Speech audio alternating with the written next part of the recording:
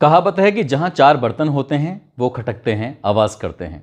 ऐसे ही होता है। 19 मार्च 2024 की देर रात ननद और भाबज का आपस में झगड़ा हो जाता है। ननद यानी कि पूजा और भाभी यानी कि पार्वती, दोनों में झगड़ा था काफ़ी पुराना।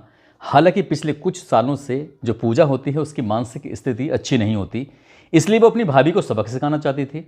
और इसी गुस्से को देखते हुए उसने उसकी भाभी के दो बेटे होते हैं। एक का नाम लकी होता है जिसकी उम्र 5 साल होती है, एक का नाम अभी होता है जिसकी 3 साल के आसपास उम्र होती है। अब ननद को यानी कि पूजा को इतना गुस्सा आ जाता है कि अपने ही सगे भतीजों को, लकड़ी का एक पटरा होता है जिस पर महिलाएं अक्सर बैठकर खाना बनाती हैं या फिर बाथरूम में उसका इस्तेमाल किया जाता है, उसको इतनी ज़ोर ज़ोर से अपने भतीजों को मारती है कि भतीजे गंभीर रूप से घायल हो जाते हैं। बच्चों की चीख सुनने के बाद जब आसपास के लोग आते हैं तब तक बहुत देर हो चुकी थी। हॉस्पिटल लेके जाते हैं और दोनों बच्चे मर जाते हैं। ये घटना, ये पूरा मामला जब सोशल मीडिया पर तैरने लगता है तो इस घटना के बाद एक घटना और थी जो बदायूं जिले की तैरने लगती है। अब हर कोई इस घटना के बारे में जानना चाहता था कि आखिरकार उन बच्चों का क्या कसूर था। यहाँ तो भाभी और ननद का झगड़ा था, लेकिन यहाँ तो कोई रिश्ते भी नहीं थे, यहाँ तो चार बर्तन भी नहीं थे। क्यों झगड़ा बनाए हैं, क्यों उसने हत्या की है, आज की कहानी यही जानने की कोशिश करेंगे, यही समझने की कोशिश करेंगे। आदाब, नमस्कार, सत श्री अकाल। मैं उस्मान सैफी। आज की जो सच्ची घटना मैं आपको सुनाने जा रहा हूँ, ये सच्ची घटना है उत्तर प्रदेश का एक ज़िला है बदायूं। बदायूं का ही एक थाना लगता है सिविल लाइन थाना। इसी की ही एक चौकी है मंडी चौकी। मंडी चौकी से महज 500 मीटर की दूरी पर एक कॉलोनी लगती है, बाबा कॉलोनी। बाबा कॉलोनी में सड़क बीचों बीच है और सड़क के एक पार एक नाई की दुकान है, दूसरे पार में एक ब्यूटी पार्लर की दुकान है। शाम होते हैं लगभग 19 मार्च 2024 की शाम लगभग 7:30 बजे के आसपास नाई की दुकान पर जो लड़का काम करता है जिसका नाम साजिद होता है, साजिद दरवाज़ा खटखटाता है, अंदर प्रवेश करता है। प्रवेश करने के बाद कहता है कि जो मेरी बीवी है ना वो बीमार है और वो प्रेग्नेंट है, डॉक्टर ने उसे टाइम दिया है रात के 11 बजे का, मुझे पैसे की बहुत सख्त ज़रूरत है, क्या मुझे पैसे मिल सकते हैं। तो जैसे ही इस ब्यूटी पार्लर की मालकिन होती है संगीता ने ये बात सुनी, उसने कहा कि परेशान क्यों होते हो, मैं तुम्हारे लिए पहले चाय बनाती हूँ, आराम से बैठो, तसल्ली से चाय पियो और उसके बाद चले जाना। एक तरफ तो वो चाय रखने के लिए चली जाती है रसोई में और चाय रख कर सीधा अपने कमरे में जाती है ताकि पैसे जो मांगे गए हैं। इसी बीच में वो अपने पति को फ़ोन करती है, कहती है कि साजिद आया है, क्या मैं इससे पैसे दे दूँ। पति कहता है ठीक है, कोई दिक्कत नहीं है, अगर उसे ज़रूरत है तो दे दो, देने में कोई परेशानी नहीं है।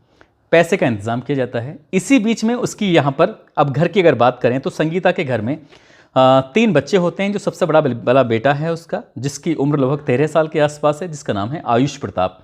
दूसरा जो बेटा है जिसकी उम्र लगभग 10 साल के आसपास है, उसका नाम है पीयूष प्रताप। और तीसरा जो बेटा है उसका नाम है आयान उर्फ हनी, जो कि शिवदेव सरस्वती विद्या मंदिर में कक्षा LKG का छात्र होता है। जो बीच वाला इनके पीयूष होता है वो कक्षा 3 का छात्र होता है और सबसे बड़ा वाला जो बेटा होता है आयुष प्रताप, जो कि 13 साल का था, वो कक्षा 6 का छात्र होता है। इसी बीच में घर में उसकी संगीता देवी की सास भी है जिनका नाम मुन्नी देवी है। ऐसा बताया जाता है कि उन्होंने कुछ साल पहले तक होमगार्ड की भी नौकरी की थी, होमगार्ड की, अब वो नौकरी नहीं करती हैं, अब वो घर पर ही रहती हैं। इसी बीच में साजिद होता है तो साजिद वो पूछता है कि भैया कहाँ गए हैं, तो भैया के बारे में पता चलता है। भैया यानी कि इस संगीता का पति, जिसका नाम है विनोद कुमार, जो कि एक योजना है सरकार की, हर घर जल योजना। उस हर घर जल योजना के तहत वो ठेकेदारी करता है, साथ ही ओवरहेड टैंक जो होता है उसका वो निर्माण करता है। लेकिन 19 मार्च 2024 को विनोद किसी काम से लखीमपुर, एक ज़िला लगता है लखीमपुर खीरी का एक गाँव लगता है मोहम्मदी, वो वहाँ गया हुआ था। अब घर में 3 बच्चे, संगीता और उसकी सास मौजूद होते हैं। तभी साजिद कहता है कि मेरा थोड़ा जी घबरा रहा है। साजिद की उम्र लगभग 22 साल के आसपास होती है। वो जब बताता है कि मेरा जी घबरा रहा है, क्या मैं ऊपर जा सकता हूँ, यानी कि छत पर टहल सकता हूँ। ऐसा पहली बार नहीं है क्योंकि ये लड़का अक्सर घर पर आ जाया करता था, घर से इसका बहुत अच्छे तालमेल थे, परिवार में कोई किस तरह का विवाद नहीं था और यही कारण था कि उसके लिए संगीता चाय बनाने के लिए चली जाती है। कहा जाता है कि ठीक है कोई बात नहीं, चले जाओ। बच्चों से कहता है कि बच्चों ऊपर छत पर चल रहे हैं, बस अभी आ जाएंगे। जैसे ही ऊपर जाने वाली बात आती है तो वो छत पर सबसे बड़े वाले बेटे के साथ जाता है और जो छोटा बेटा होता है उनसे कहता है बेटा एक गिलास पानी लेके आना। तो जो छोटा बेटा होता है यानी कि आहान पानी लेने के लिए चला जाता है और जो बीच वाला बेटा होता है जिसका नाम होता है पीयूष, उससे कहा जाता है कि बेटा दुकान से मेरे लिए तंबाकू ले आना।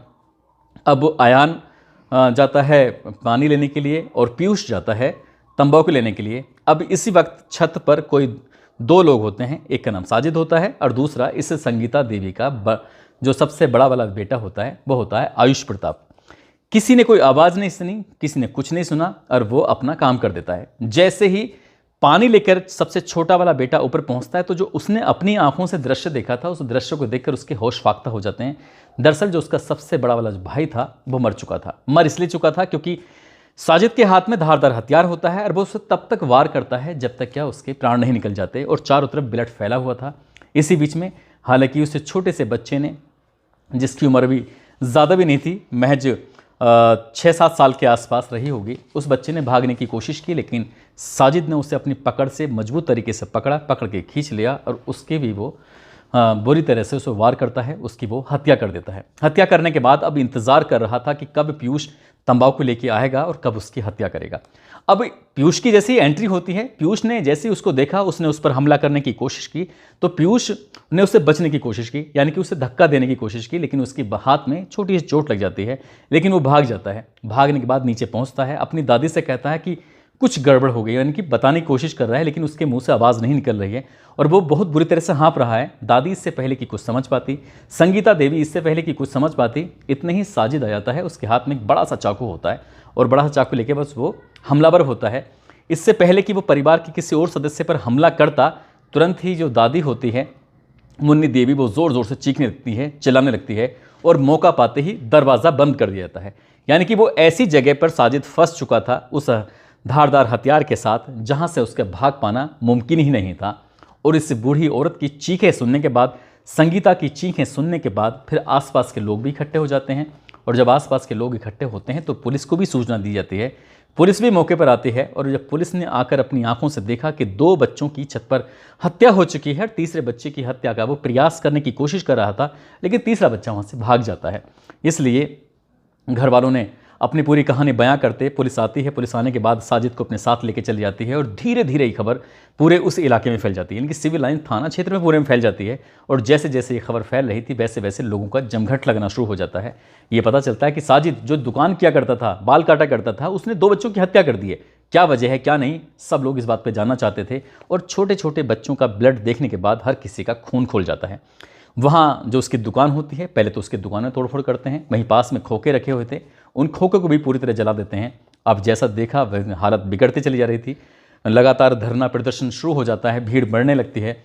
अब न केवल पुलिस आती है बल्कि क्योंकि लोकसभा का चुनाव बिल्कुल नज़दीक है तो इसलिए अर्धसैनिक बल की भी पहले से ही हर जिले में तैनाती कर दी गई है ताकि कोई सुरक्षा व्यवस्था मुस्तैद रहे, क्योंकि अब आचार संहिता लागू हो चुकी है। अब ऐसी स्थिति में कोई कहीं कुछ गड़बड़ ना हो जाए, कोई बात ना हो जाए, तो पता चलता है कि रात के लगभग 9:30 बजे के आसपास कि जो साजिद था उसका तो एनकाउंटर कर दिया गया। अब एनकाउंटर की जैसे ही खबर फैलती है तो एनकाउंटर की खबर फैलने के बाद अब ये लगता है कि आखिरकार भाई पुलिस ने तो अपना काम कर दिया। काम क्या कर दिया, क्योंकि वो पुलिस को चकमा देकर भागने की कोशिश कर रहा था। ये कहानी जब पुलिस के सामने आती है, जब पुलिस पुलिस से बचने की कोशिश कर रहा था, वो पुलिस को देख के भाग जाता है। जब भाग जाता है तो भागता है शेखुपुरा की तरफ। सिविल लाइन के इंस्पेक्टर होते हैं गौरव बिश्नोई, उन्होंने उसे रोकने की कोशिश की तो उधर से गोली चलती है और गोली लग जाती है गौरव बिश्नोई को भी, लेकिन जवाबी कार्रवाई में जब गोली चला जाती है तो 2 गोली लग जाती हैं इस साजिद को सीने में और 1 गोली लगती है उसके पेट में। वो तो मर ही चुका था, लेकिन अब ये खबर सोशल मीडिया पर तैरने लगती है। एक खबर वो जो प्रयागराज में एक ननद ने अपने ही भाभी के 2 बच्चों की, इनके अपने ही सगे भतीजों की लकड़ी के पटरे से पीट पीट कर हत्या कर दी। और दूसरी खबर ये चलने लगती है कि साजिद नाम के एक लड़के ने 2 मासूम बच्चों की पीट पीट कर हत्या कर दी। अब इसी कहानी को लेकर तमाम तरह की बातें चल रही थीं। हर कोई ये जानना चाहता था कि आखिरकार हत्या क्यों की गई है, हत्या के पीछे वजह क्या है। तब मीडिया वालों ने अपना अपना काम करना शुरू कर दिया। मीडिया वाले जब पहुंचते हैं, जब सबसे पहले तो इस घर पहुंचते हैं विनोद के घर जाने के बाद बात करते हैं और विनोद की पत्नी और विनोद की माँ ये बताती हैं कि वो भागने की कोशिश कर रहा था, आने की कोशिश कर रहा था, हमने बंद कर दिया दरवाज़ा। और जब दरवाज़ा बंद कर दिया था तो आसपास के लोग भी आ जाते हैं, पुलिस आती है, उसे अपने साथ लेके चली जाती है। किस वक्त वो पुलिस से छूट कर भागता है, किस वक्त वो पुलिस से छूट कर नहीं भागता, ये पता ही नहीं चलता। और उसका कुछ ही देर के बाद एनकाउंटर हो जाता है।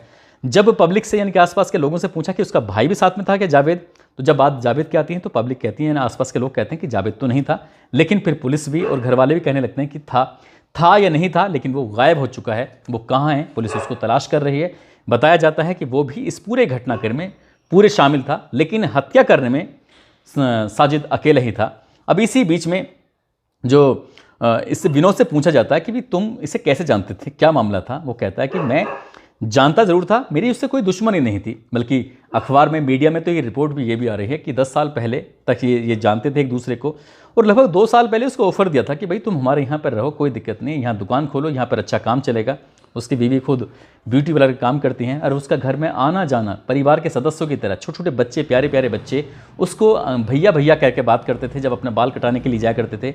और जाहिर सी बात है, ऐसे व्यक्ति से जब आपके वो काम करेगा, बाल काटेगा, तो उससे प्यार से ही बात करेंगे। और वो बच्चे वाकई बहुत अच्छे थे, लेकिन जिस तरह से उनके बीच में बात होती है, फिर मीडिया को याद आता है कि आखिरकार वो आया क्यों था, घर के अंदर क्यों प्रवेश किया था। तो पता चलता है कि 5,000 रुपये लेने आया था, उसकी बीवी प्रेग्नेंट है।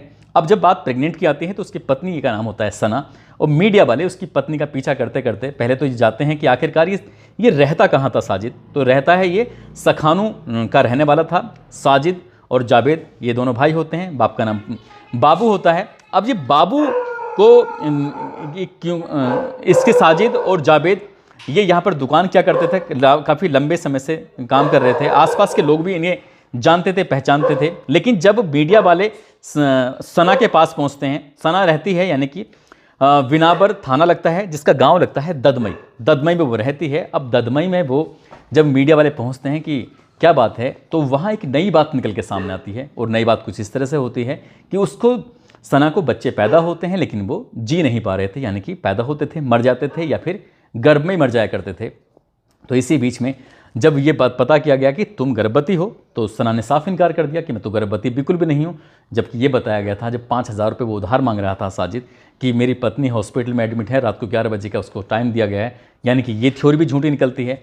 तब लोगों को ऐसा लगता है कि इस थ्योरी के बाद एक थ्योरी और है, कहीं ऐसा तो नहीं है किसी ने बताया हो कि तुम बच्चों की हत्या कर दो, और जो बच्चों की कत्ल कर दोगे, हत्या कर दोगे, तो फिर तुम्हें बच्चे पैदा हो जाएंगे। यानी कि तंत्र मंत्र का कोई खेल तो नहीं है।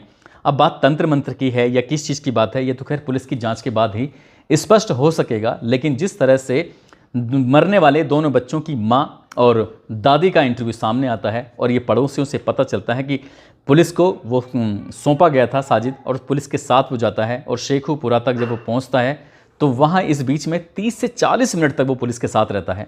आखिरकार पुलिस ने कुछ ना कुछ तो उससे बातचीत जरूर की होगी, ऐसा तो है नहीं वो पुलिस को देख के तुरंत ही एकदम से भाग गया होगा। 30-40 मिनट में साजिद ने क्या पुलिस को कहानी बताई होगी, क्या नहीं बताई होगी, ये तो खैर पुलिस ही अच्छे से बता सकती है, जान सकती है। लेकिन जो उसका छोटा भाई, जिसका नाम जावेद होता है, जावेद अब पुलिस के हाथ आता है, तो असली कहानी वो बता पाएगा या नहीं बता पाएगा, या उसका भी इसी तरह से एनकाउंटर हो जाएगा। लेकिन इसी तरह से जब मैंने कई पुलिस वालों से बातचीत करने की कोशिश की कि आखिरकार क्या मामला है, मैंने बदायूं के लोकल के बंदों से बात करने की कोशिश की कि आखिरकार क्या मामला है, तो किसी ने कुछ बात की, किसी ने कुछ कहा, किसी लोगों ने तो कहने में यहाँ तक भी नहीं चुके कि हो सकता है कि साजिद का इस महिला के साथ प्रेम प्रसंग हो।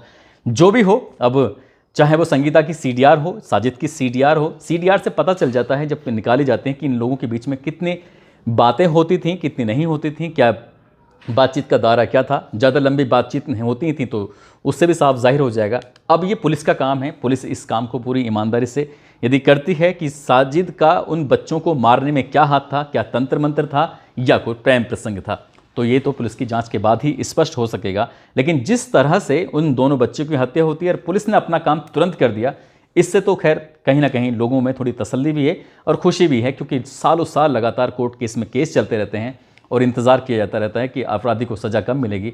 और पुलिस ने अपना काम करके ये साबित कर दिया है कि अपराधी चाहे कितना ही कुछ भी हो, कैसे ही कितना खतरनाक हो, उसे किसी भी कीमत पर बख्शा नहीं जाएगा। दोस्तों, इस पूरे घटनाक्रम को सुनाने का उद्देश्य किसी को परेशान करना नहीं है, किसी का दिल दुखाना नहीं है, बल्कि आपको जागरूक करना है, आपको सचेत करना है।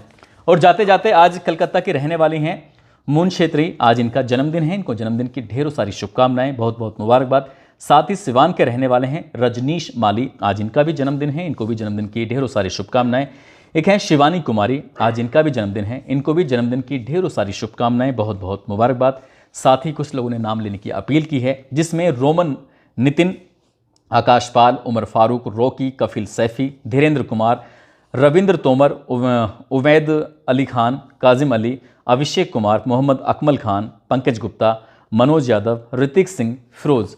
आप सब लोग अपना ख्याल रखें, सुरक्षित रहें। जय हिंद, जय भारत।